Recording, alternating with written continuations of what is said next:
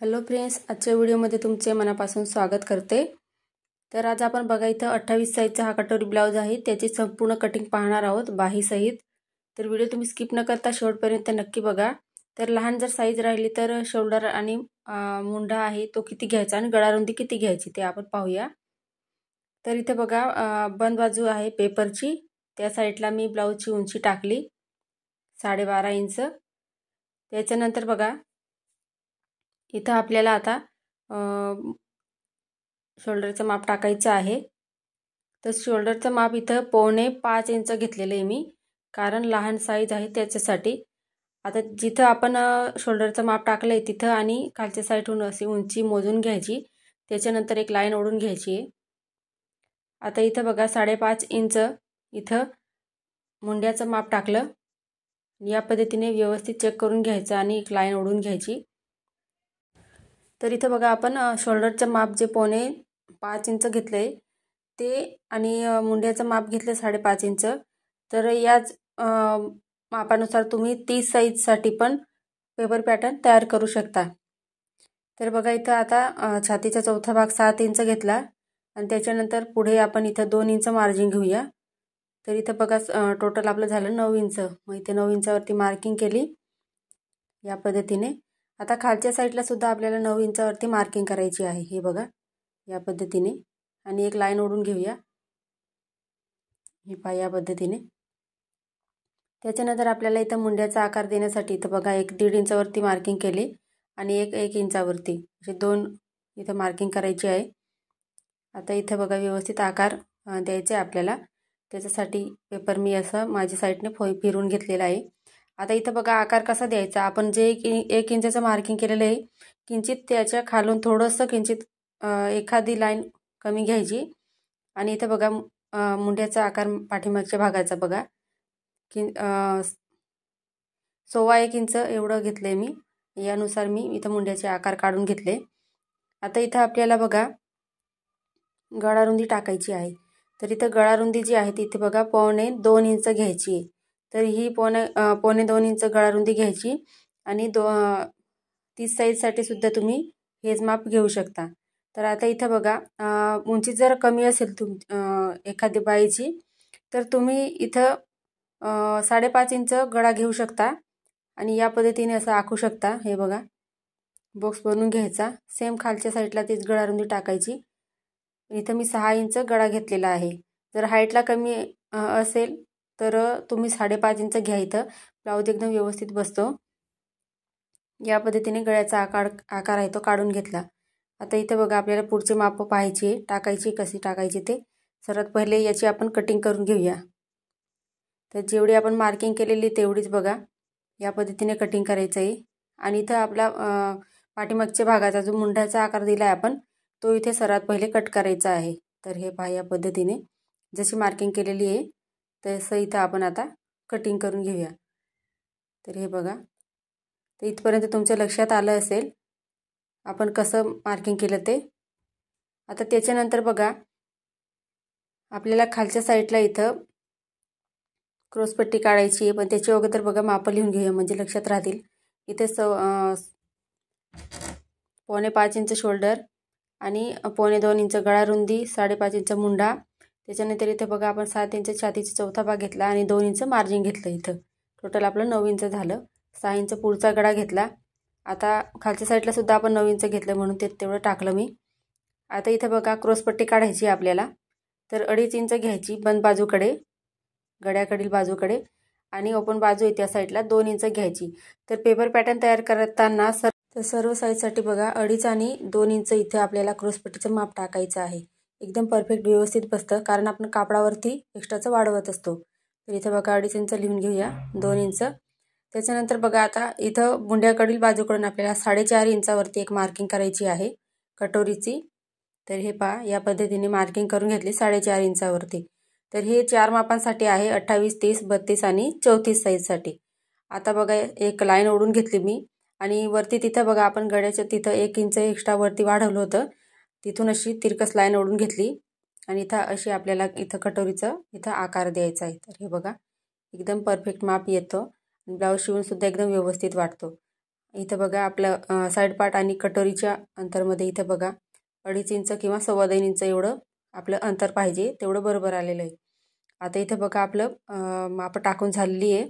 तर हा गळा जो घेतला आहे तर तुम्ही तुमच्या आवडीनुसार घेऊ शकता. तर हे आपलं 28 साईजचं पॅटर्न तयार झालं इथं. आता आपण कटिंग करून घेऊया. तर इथे बघा पुढचा आणि पाठीमागचा पार्ट जो आहे तो इथं मी व्यवस्थित हे बघा वेगळा करून घेतला.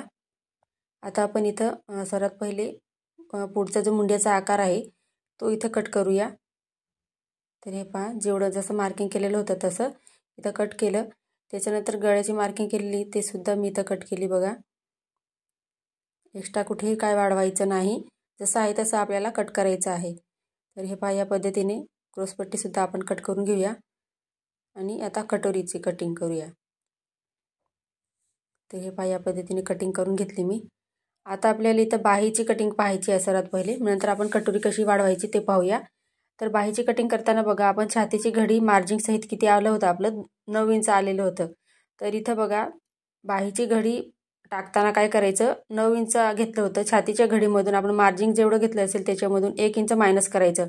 मी इथं 8 इंच बघा बाहीची घडी टाकली आहे आणि बाहीची लांबी इथं बघा 4 इंच आहे आणि तयार बाही मला 3.5 इंच पाहिजे त्याच्यासाठी, अस्तरची बाहीसाठी.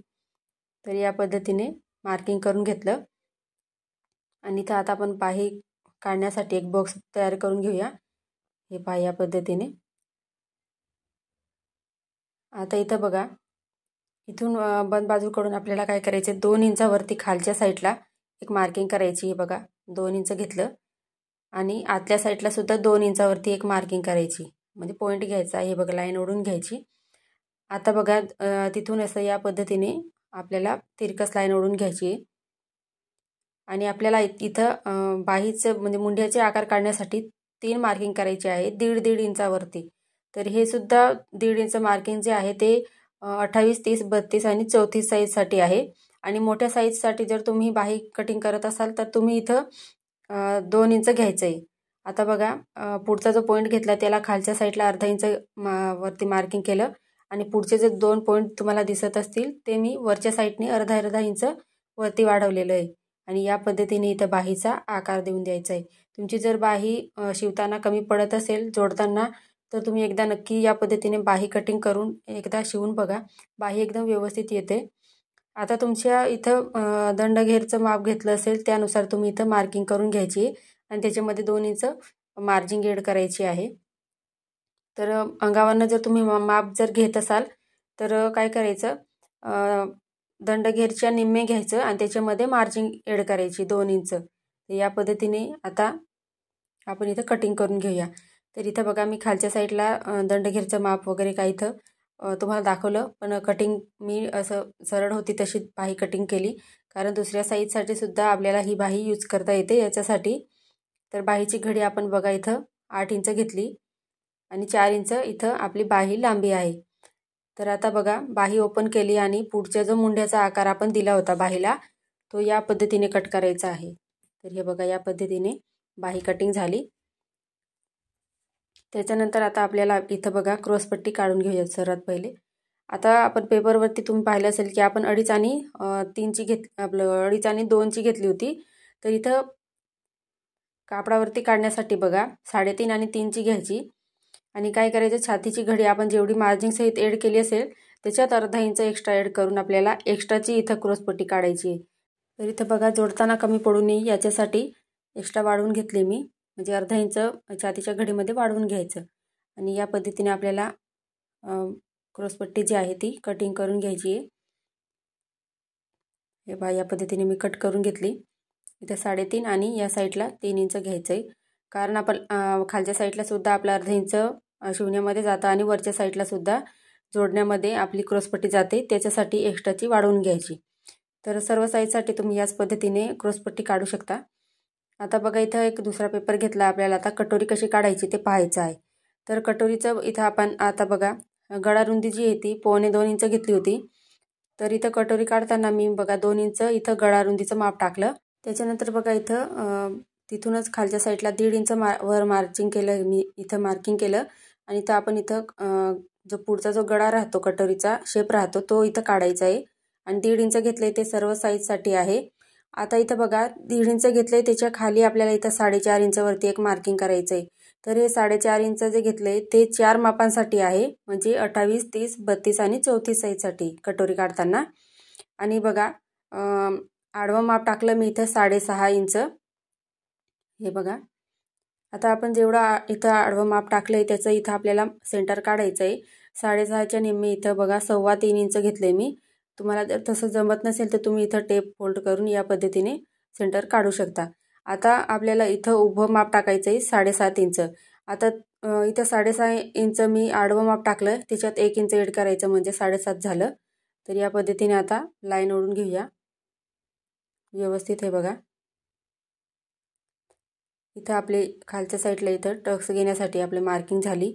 आता हे दोघं पॉईंट आपल्याला जोडायचे आहे आणि इथं क्रॉसपट्टी आपल्या कटोरीचा आकार जो आहे तो व्यवस्थित इथं देऊन द्यायचा आहे. हे बघा आपली कटोरी एकदम व्यवस्थित रेडी झालेली आहे. आता सर्वात पहिले कटिंग करताना काय करायचं, साईड पार्ट असेल तर तो बघा या पद्धतीने इथं चेक करायचा आहे. तर हे बघा इथं एवढं येतं इथे आणि आपल्याला काय खालच्या साईडला अर्धा इंच खाली पाहिजे असते, म्हणजे साईड पार्टपेक्षा कटोरी जी आहे ती अर्धा इंच खाली पाहिजे, म्हणजे एक्स्ट्रा जास्त पाहिजे असते. तर तुम्हाला कशी काय करायची ते कटिंग न करता बघा व्यवस्थित इथं पहिले कटिंग करून घेऊया आपण. तर हीच कटोरी आहे ती आपण 30 साईजच्या मापासाठी सुद्धा काढू शकतो. आणि बघा कट न करता आपण तिचा वापर दोघं साईजसाठी करू शकतो इथं. तर हे बघा इथं आलं आपलं. आता खालच्या साईडला मी अर्धा इंच एक्स्ट्रा वाढवलं आणि इथं बघा लाईन ओढून घेऊया. हे बघा आता ही मी एवढी कट न करता फोल्ड करून घेते.